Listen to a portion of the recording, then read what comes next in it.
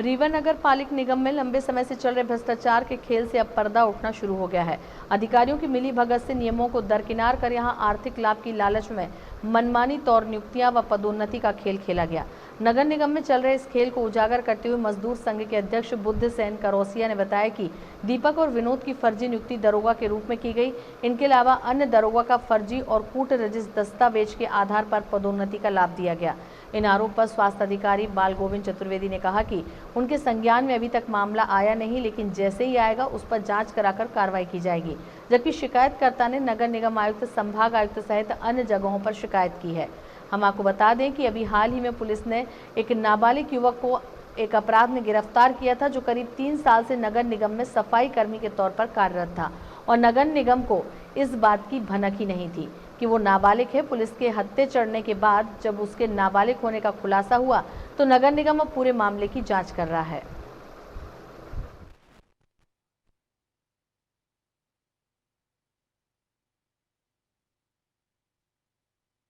सनाप मोहन, विनोद सनाप मोहन के द्वारा कूट रचित दस्तावेजों के आधार पर इनकी दरोगा के पद पर नियुक्ति की गई, जबकि 101% दरोगा की पदोन्नति होती है, नियुक्ति नहीं होती। जो उप स्वास्थ्य पर्यवेक्षक रहता है उसी की दरोगा पद पर नियुक्ति होती है। लेकिन इनके उसमें दैनिक आलोक प्रेस में निकला था पेपर में कि जो कार्यरत कर्मचारी उनको पहले प्राथमिकता दी जाएगी।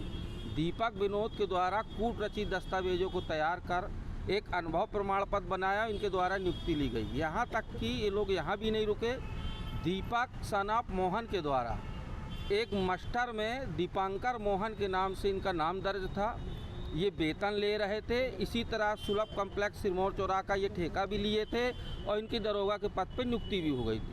वहीं पे एक प्रकाश सनाप मोहन के द्वारा इनके सर्विस बुक में ये लिखा है कि केवल प्रकाश सनाप मोहन सफाई संरक्षक को केवल हस्ताक्षर बनाना आता है।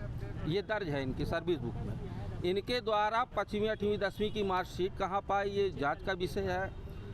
प्रकाश सिगोते का 2003 में एक्सीडेंट हो गया था, जो जामदार जी कहाँ भर्ती थे वो, और भर्ती के दौरान उनकी पदोन्नति दरोगा पद पे की गई। ये भी जांच का विषय है कि कोई अगर एक्सीडेंटल है और अवकाशकालीन में है तो उसकी पदोन्नति कभी नहीं हो सकती। तो इनकी मार्कशीट की जांच की जाए। इसी तरह इनके परिवार की श्रीमती नोनीबाई जो स्वर्गीय हो गई हैं, उनकी नियुक्ति और दुर्गा प्रसाद सिगोते की नियुक्ति में 11 साल का अंतर है। 11 साल में कोई बच्चा पैदा नहीं कर सकता। यही प्रतीक होता है कि दुर्गा प्रसाद मोहन के द्वारा इनने कूट रचित दस्तावेज फर्जी अंक सूची से दरोगा का पद लिया है। देखिए, अभी मेरे संज्ञान में तो ऐसा कोई मामला नहीं आया है। ये जैसी शिकायतें आएंगी, फर्जी नियुक्ति की गई है या फर्जी पदोन्नति ली गई है, तो उनके अभिलेखों से छानबीन कर उनके खिलाफ कार्रवाई की जाएगी। क्या ऐसा संभव है? बिल्कुल, क्यों नहीं संभव। शिकायत होगी, शिकायत सही पाई जाएगी अभिलेखों की जाँच के आधार पर। ऐसा तो मैं नहीं बोल सकता जब तक अभिलेखों का परीक्षण नहीं कर सकते। या संबंधित द्वारा ऐसा कुछ किया गया होगा जानबूझकर, तो उनके विरुद्ध निश्चित कार्रवाई के लिए प्रस्ताव भेजा जाएगा।